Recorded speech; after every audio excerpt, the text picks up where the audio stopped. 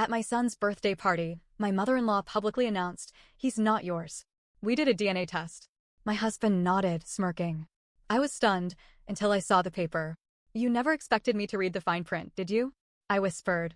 The smirk fell from his face as I pulled out the real test results that exposed everything. I was married to Mark for 7 years. We had our son, Leo, 5 years ago. Our marriage wasn't perfect, but I thought we were happy. At least, I thought he was happy. Looking back, I was blind. Mark's mother, Brenda, never liked me. I don't know why. I was never rude to her. I never argued with her.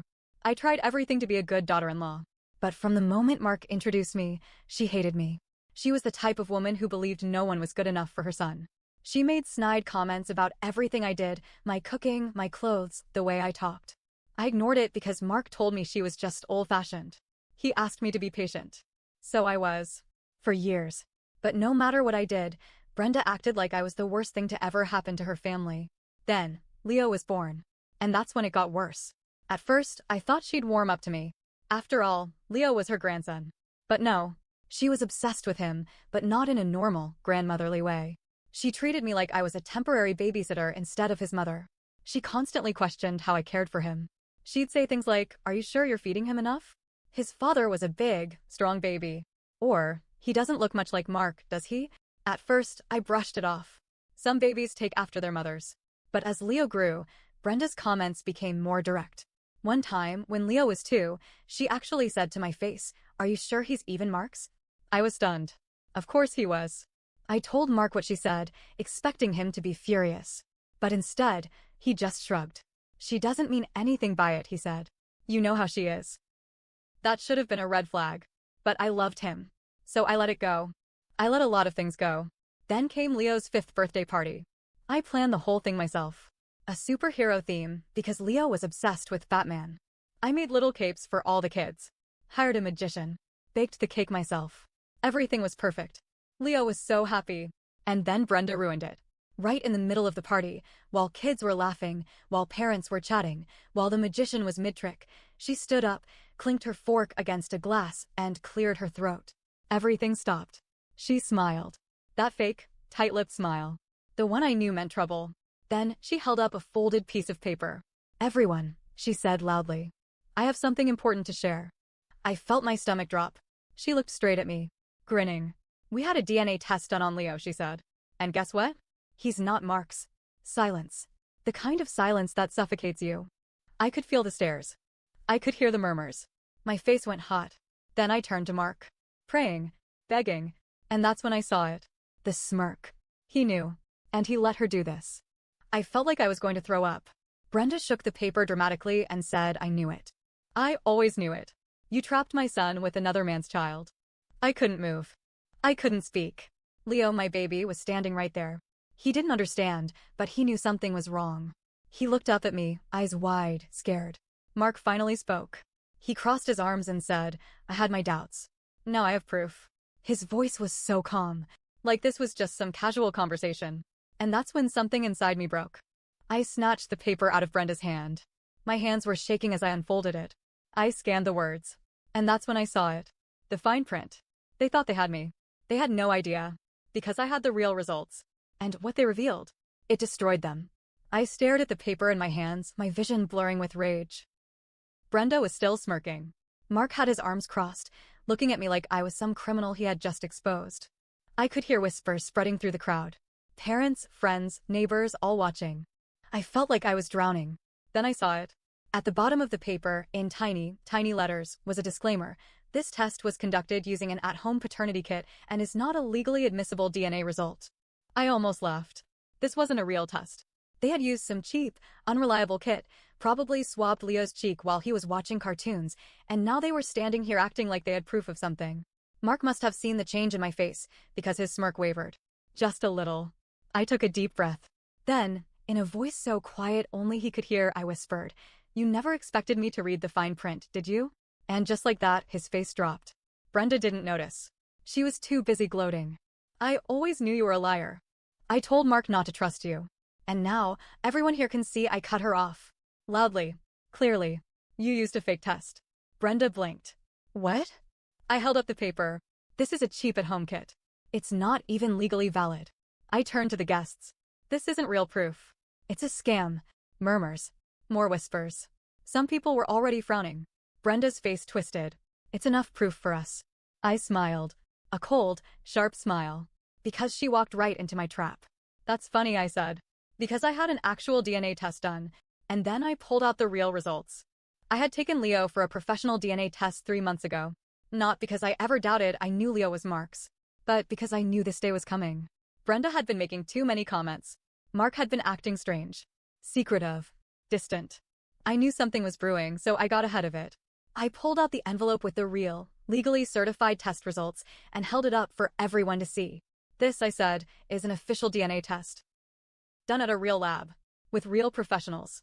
Brenda's mouth snapped shut. Mark turned pale. I opened the envelope. I pulled out the paper, and then I read it out loud. Probability of paternity, 99.9999%. Leo was Mark's son. The silence that followed? It was glorious. Brenda's face went slack. Like her brain had short-circuited. Mark? He looked like he wanted to throw up. I turned to the crowd, raising my voice so there was no confusion. So, Mark, Brenda, since you two were so eager to humiliate me in public, let's talk about this in public. Why did you do this? Why did you fake a test? Brenda's jaw flapped open and shut. Mark stammered.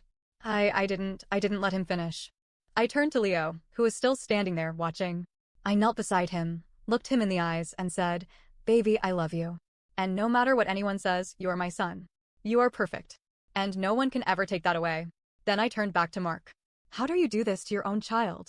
That's when I saw it, guilt. He wouldn't meet my eyes. And suddenly, it all clicked. He wasn't just doing this because of Brenda. He wanted an excuse. He wanted a way out. He wanted to make me the bad guy. I felt something inside me snap. Fine. If he wanted war, I was ready. And I was going to destroy him. I could see it now. This wasn't just about Brenda. This wasn't even about Leo. This was about Mark. He wanted out. And instead of being a man and telling me, instead of getting a divorce like a normal person, he had let his mother turn Leo into a weapon against me. And that was unforgivable. The crowd was dead silent. Leo was still standing there, watching. His little hands clenched into fists. He didn't understand everything, but he knew he was being talked about. He knew his dad wasn't saying anything to defend him. I stood up, holding the real test results in one hand, the fake ones in the other. And then I did something that made Brenda physically flinch. I laughed. I laughed so hard that some of the guests actually jumped. Mark's head snapped up. His face twisted. What the hell is so funny? I wiped my eyes, still chuckling. You and your idiot mother. Brenda gasped like I had slapped her. Excuse me? Oh, don't act surprised, I said. You just publicly accused me of cheating and tried to humiliate me in front of my child. I think we're past the respect phase of this conversation, don't you? She turned bright red. Good. Then I turned to Mark, stepping closer. So tell me, Mark. What was the plan? You fake a DNA test, humiliate me in front of everyone, and then what? You divorce me and take Leo? Was that it? His eyes darted away. Bingo. Brenda snapped. You're a liar. You faked that test. I don't believe it. I sighed. Okay, then let's go to court. I'll bring the real test, and you bring your little dollar store one, and we'll see which one holds up. More whispers. Someone actually laughed. Brenda looked like she wanted to explode. And Mark? He looked defeated. But I wasn't done yet. Because I wasn't just going to win this battle.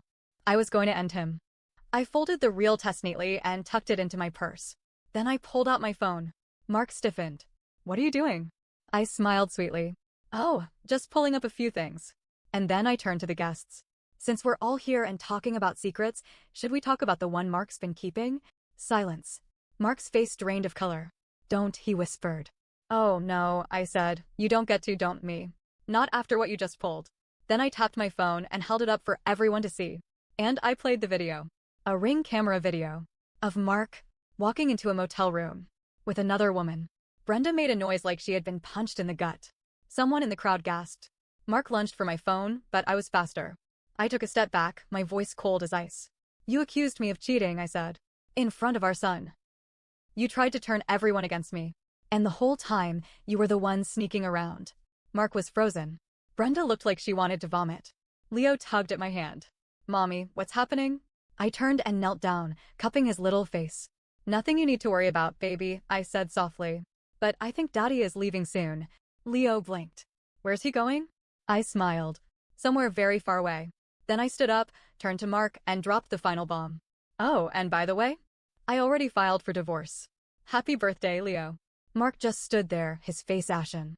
Brenda was gasping like a fish out of water. Her whole body was trembling as if she had been struck. But me? I was calm, because for the first time in years, I had the upper hand. The video of Mark sneaking into a motel room with another woman was still playing on my phone. I let it go for a few more seconds, long enough for everyone to see him unlocking the door, long enough for them to watch as a woman in a red dress wrapped her arms around his neck. Then I paused it. The silence was thick. Some of the guests were whispering. One of the moms from Leo's preschool actually covered her mouth in shock. Brenda looked at Mark like he had just shattered her entire world. Mark, she rasped, tell me this isn't real. Mark still wasn't speaking. So I did it for him. Oh, it's real. My voice was sharp and cold. And it's not even the only time. I have bank statements. Hotel receipts. I even have texts. I turned my phone toward him and started scrolling through the messages. Mark's eyes darted to my screen, and for the first time since this disaster started, I saw real panic. He knew what was coming. I read out loud, mocking, God, I hate going home to her. I looked up. That's from 2 months ago. Mark winced. If she wasn't such a stupid, boring bitch, I would have left already. Someone gasped. Brenda's mouth fell open. Mark finally snapped. Stop it. Why? I tilted my head. You wanted a public scene. You wanted to expose me. You wanted to humiliate me in front of our friends and family. So why can't we talk about you now? His fists clenched. His whole body was shaking with barely contained rage. And for a second, just a split second, I saw the real him. The version of him he tried to hide. And I wasn't afraid. He was the weak one now. I squared my shoulders, took a deep breath, and delivered the final blow. You're the cheater, Mark. And now everyone knows it. And then I turned to Brenda. And you? You let this happen. You helped him.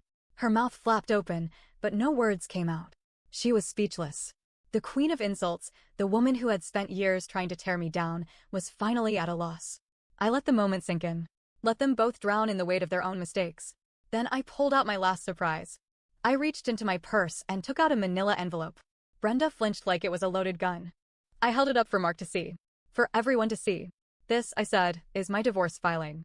Mark actually staggered. You, what? His voice cracked. I didn't blink. I filed 2 weeks ago. I've already spoken to a lawyer. And just so you know. I smiled. I have proof of your infidelity. That means you don't get to fight for full custody. You don't get to take the house. And thanks to the prenup your mother insisted on, I turned to Brenda. He gets nothing. She actually gasped. Mark's face twisted. He looked like he wanted to scream. I wasn't done. Oh, and by the way, I leaned in just a little. I also found out something interesting about your little girlfriend. His face froze. I smiled. She's pregnant, isn't she? Boom. The color drained from his face. Brenda's legs buckled. She reached out, grabbing a chair for support. The crowd exploded. Gasps, whispers, even a few outright shouts. One of Mark's cousins actually muttered, holy shit. Brenda snapped out of it first. She turned on her son, her precious, perfect son, and her voice was venom. Tell me that's not true. Mark's mouth opened, but nothing came out. And that was it. That was all the proof anyone needed. Brenda's entire body shook with rage. You, her voice was strangled. You idiot. You absolute, stupid, pathetic idiot. Mark flinched. She grabbed his arm and shook him. I did everything for you. I tried to save your marriage. I tried to fix your life. And you ruined everything. Mark yanked away from her grip. I never asked you to do any of that. Brenda's face was twisted with fury. Because you're too stupid to know what's good for you. And just like that, they turned on each other. Mark started yelling back. Maybe if you hadn't been so obsessed with my marriage, I wouldn't have felt so trapped. Brenda shrieked. Trapped? You got another woman pregnant, you moron. I just stood there, watching them implode. Because this was justice. Then I felt a small hand tug my dress. I looked down. Leo. My beautiful, sweet Leo. His eyes were wide. He looked scared. And just like that, the rage inside me was gone. I knelt down and held him close. It's okay, baby, I whispered. We're going to be okay. His tiny hands clung to my shoulders. I kissed his hair and whispered, I love you more than anything in the world. And in that moment, I realized something. I wasn't angry anymore. I wasn't humiliated anymore. Because I had won. Mark had lost everything. Brenda had destroyed her own son. And me? I was free. I stood up, held Leo's hand, and turned to the guests. Sorry for the drama, everyone. But I think this party is over. And then, with my son by my side, I walked away. I filed for full custody. I got it. Mark fought at first, but after his girlfriend gave birth, he gave up. Turns out, she wasn't thrilled when she found out he had tried to fake a DNA test to get rid of his wife. She left him. Brenda? She went no contact with Mark for almost a year. Eventually, she crawled back, but things were never the same. And me? I built a new life. A happy life. A life without Mark. Without Brenda. Without their poison. And it turned out to be the best thing that ever happened to me.